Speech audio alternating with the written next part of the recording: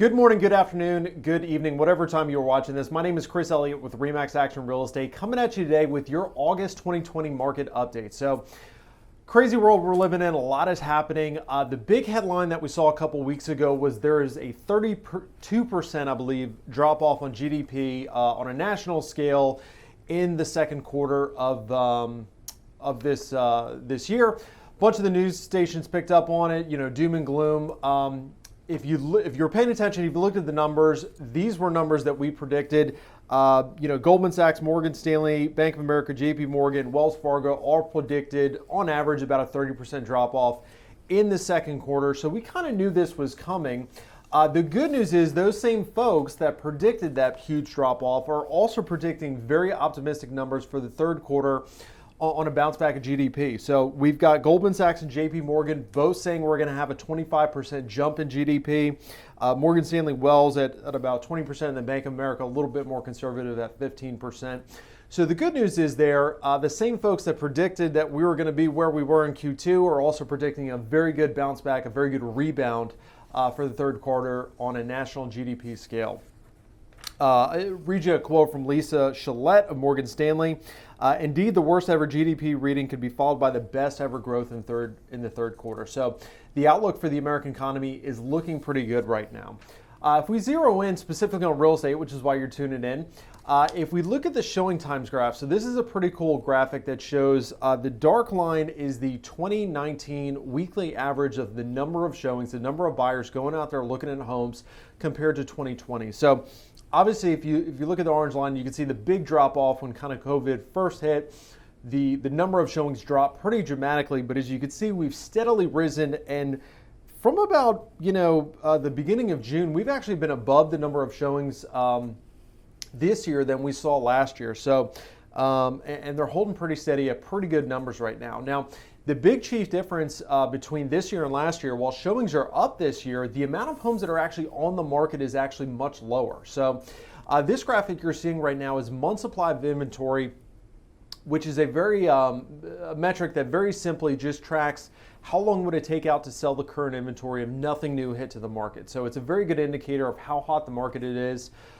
Anything below 6 months supply of inventory is considered a seller's market. As you can see, over the last 2 years, we've always been under 3 months supply of inventory. So we've very much been in a seller's market for the last 2 years. But if you look at April of this year, that's where that line basically just takes a nosedive. So month supply of inventory right now is right at about 1.6 months supply of inventory, which is crazy.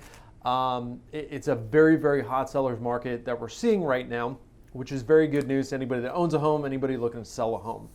For anybody that's looking to, that owns a home, or maybe even you're looking to buy a home, one big question people have right now is, hey, where are home values going? So if I buy this home, is the value going to drop off the kitchen table? Well, a couple months back, all of the experts were not predicting the rosiest picture for home appreciation. We didn't quite understand it because what we were seeing on the front lines is homes were continuing to appreciate, but the experts were still a little bit more conservative in their projection.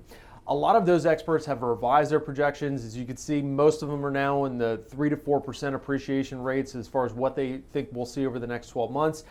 Fannie Mae specifically, who was saying we were only going to see half a point of appreciation previously, is now up to about 4.4%. And the only two negative Nellies there are CoreLogic and House. Still not sure what data they're looking at, but I do believe the Richmond metro market as a whole, we're going to see about 4 to 5% appreciation rates. Just with homes getting bid up and getting pushed above asking price, I don't see how that can't happen over the course of this year. So very, very good news for anybody that owns a home or looking to buy a home. So what does this all boil down? What does this all mean to you? If you are a seller, the conversation we're having with our sellers right now is, hey, the market is red hot right now. And one thing we know about red hot markets is eventually they all cool off. So we're not projecting that the housing market is going to fall apart, that prices are going to fall off the kitchen table, but we don't know how long, we don't know when the music's going to stop, we don't know how long this hot market is going to last. So traditionally, we could say that things will start cooling down around August and definitely into September.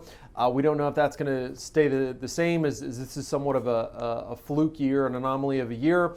Also, with the kids not going back physically into school, hey, will the housing market continue? Will people continue to move throughout the end of the year? We certainly don't know, but what we're telling our clients, hey, let's not wait and see what happens. Let's take advantage of the window of opportunity that's right in front of us. Along with that, taking full advantage of the opportunity, we've talked about this in the last couple of months, but definitely still adhere to best practices as far as getting your property ready, marketing the property to the fullest extent, pricing it properly, because what we know is that pretty much any home that you're going to put on the market right now is going to sell. It's really not a question of whether or not my home could sell.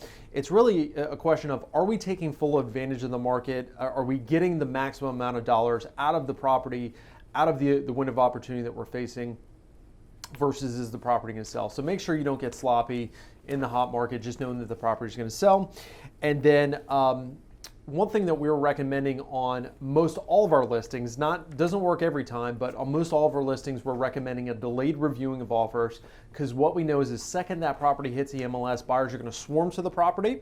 And once again, it's not really a question of whether we're going to get an offer, it's whether or not we're getting the highest and best offer. So what we're doing is just saying, hey, we're going to list a property on Thursday. We're not going to review any offers until Monday. We're going to give the marketplace a few days to come in here for everybody to look at it, and then we're going to review multiple offers. So that's for sellers. If you're a buyer, my heart goes out to you. It's definitely, while rates are great, and if you can get a property, it's a phenomenal time to be buying right now. It's just a tough time because inventory is limited. So what we're telling our buyers is, hey, just know going into this thing, you're going to be competing on most every property that you're looking at. Be prepared to offer over asking price. This is not the day and age, or this is not the time where you're getting the best deal, quote unquote. The deal is really getting the property and getting the amazing interest rates that we're seeing right now. Be prepared to get creative on terms. Find out what is important to that seller, what you can offer them, whether it's a rent back, whether it's flexible terms on repairs negotiations. Just find out what's important to that client, that seller rather, and be prepared to get creative on the terms that you're offering. And last but not least, make sure you're able to remove as many contingencies as possible. Trying to buy a home with the contingency of selling your home is really just not working in this market. So the more contingencies that you can remove, the more attractive your offer is to that seller, the higher likelihood that you have to get your offer accepted. So those are our tips for buyers and sellers. If you have any specific questions I didn't answer, if I can be of service to you in helping buy or sell a home, certainly contact me via the information on your screen. I appreciate you guys tuning in, and we look forward to seeing you next month.